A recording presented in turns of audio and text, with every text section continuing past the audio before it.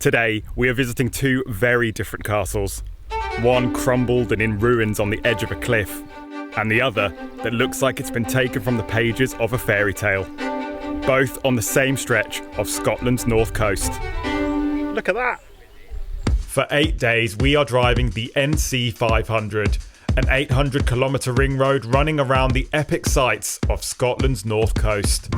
So buckle up as we experience the highs and the lows of Scotland's Route 66. In the last episode, we checked out the most northerly point in mainland Britain, and you join us at the start of day 7, parked up just outside our Bnb in a town called Wick.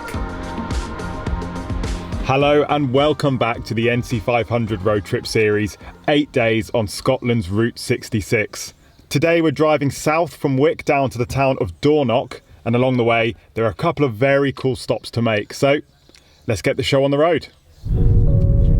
We're heading on to the final stretch of the road trip now. We've just got one night left. The main plan for today is to leave Wick and head south to a town called Dornoch, which is only about 60 miles away. But first we're going to head slightly north of Wick to check out a ruined castle and then head back down to another castle which looks very, very different. So let's do it.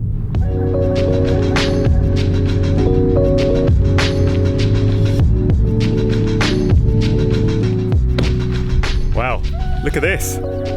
It's another beautiful day on the NC500. We've been so lucky with the weather in general, and the locals have been telling us that.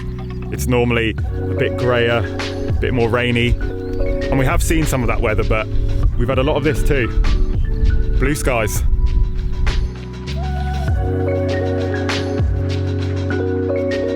We've just parked up at Noss Head, and this trail leads down to Castle Sinclair Girnigoe, which is a ruined castle, but unlike the two we saw yesterday that were a bit hard to reach, this one should have a proper bridge over to the ruins of the castle, which are right on the cliff edge. Let's check it out. The trail from the car park leads directly to the ruins, but we ended up getting slightly distracted by some of the amazing shapes of the coastline. Some beautiful clear water down here. It's like a bluey turquoise colour. Gorgeous.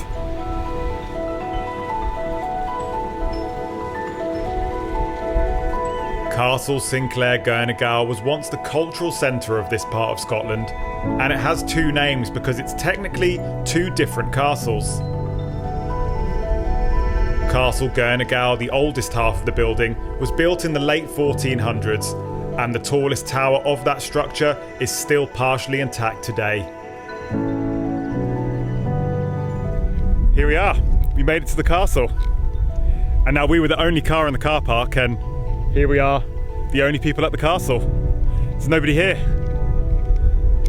It was once connected to the coastline by a proper drawbridge, which has now been replaced with something a lot more stable.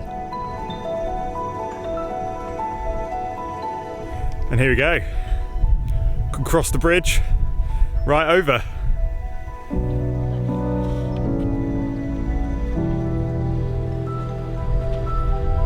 Oh, there's a shadow. Hello.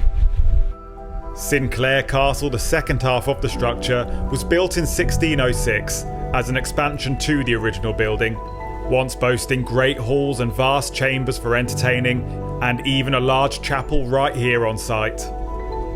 But less than 100 years after the building was completed, the castle was almost completely destroyed by cannon fire. And in the hundreds of years that followed, a lack of maintenance and exposure to the elements has left the building in its current state, still perched on the cliff edge, looking over the North Sea. The size of this place is quite impressive, really, especially considering where it's built. I love places like this. Ruins. Just feel like you're really exploring something, especially when you're on your own. Amazing. We were about to turn around back to the car, but ended up finding a little pathway just to the side of the castle, leading down to a beautiful secluded cove. The castle even has its own private beach. What more could you want? maybe a roof. Well, that really was amazing. Made even better by the fact that we had it to ourselves the whole time. Now we're back on the road for about an hour and 20 minutes to our next castle, which is called Dunrobin Castle. And that's going to be a very, very different style. Very grand, very opulent, sort of French inspired. And I think it looks like something out of a fairy tale, so should be interesting. After spending an entire week on the NC500, we knew that this whole route is filled with lots of little surprises. But this next place really was right near the top of the list.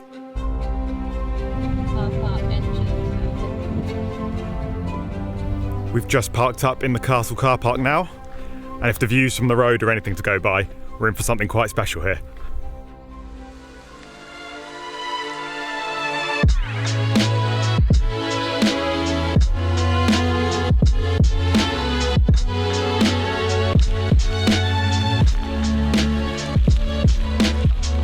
Wow, take a look at this place.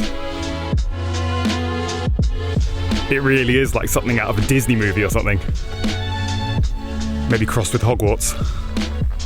Dunrobin's origins date back to the Middle Ages, but most of the stunning chateau-style exterior was added by Sir Charles Barry in 1835, boasting grand towers, turrets, and 189 rooms, making it the largest castle in the Northern Highlands, with views over the Dornoch Firth and 1,400 acres of beautifully manicured gardens.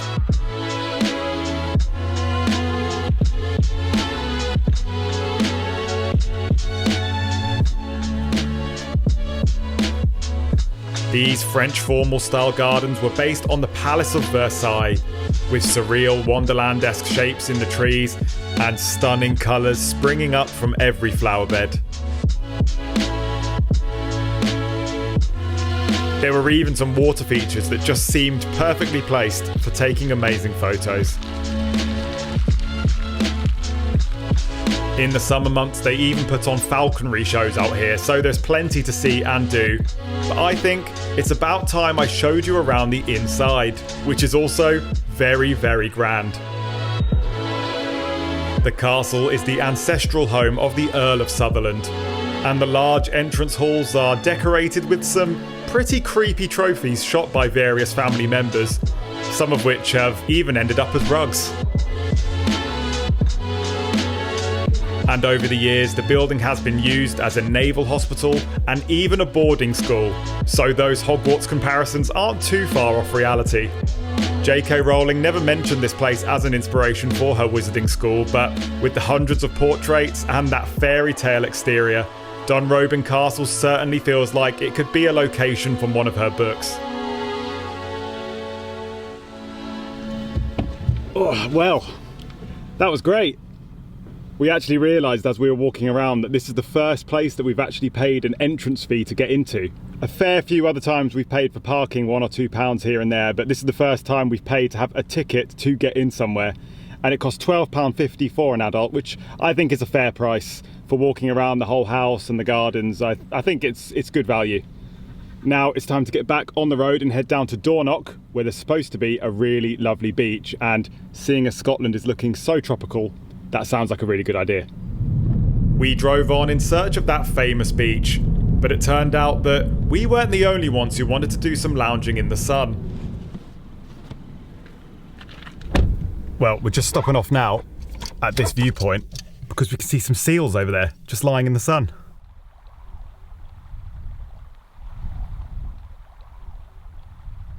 Well, that was pretty awesome. We've been wanting to see some seals throughout this whole trip, and this is the first time.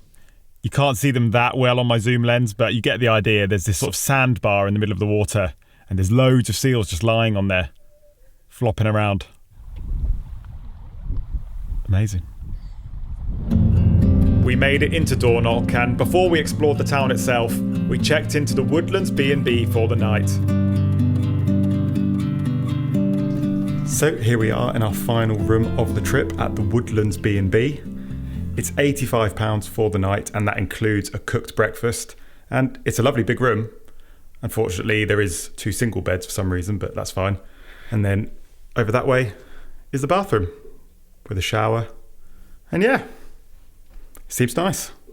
Lovely little place, the B&B in general. And it's only about a 15-minute walk down to the beach from here, 10-minute walk down to the town, so it's a good location.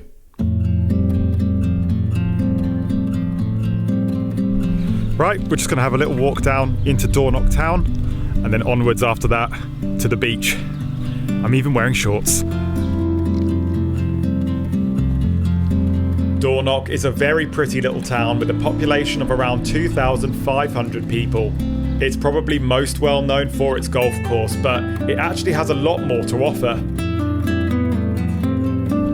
Dornoch is definitely a lot cuter than Wick. It's like a nice village feel, very quaint. Lots of little pubs and restaurants. It's nice.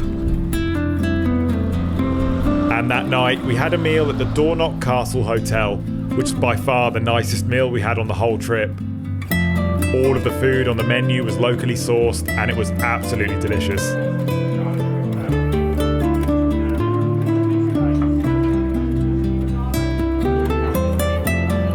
We even had a nightcap at their extremely well-stocked whiskey bar. So it was nice to do something a little bit more fancy for our final evening in Scotland.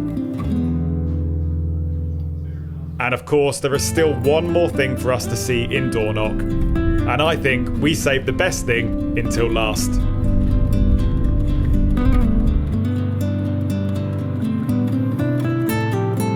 Well, this is Dornoch Beach. Look at the size of it.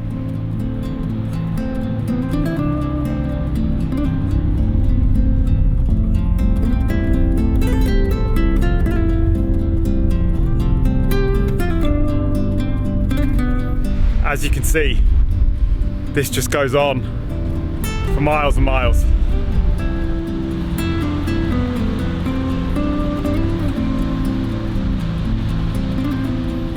Well, this seems like a good place to sign off as any at this amazing beach, and we'll pick things up tomorrow, which is our last day on the NC500. But don't worry, we're going to make it a good one because we're stopping at a very famous and very special place. I'll see you then. In the final episode of the NC500 series, we head along the very last stretch of the route and even go in search of the biggest and most elusive Scottish legend. Oh my God, quick, pull over, pull over.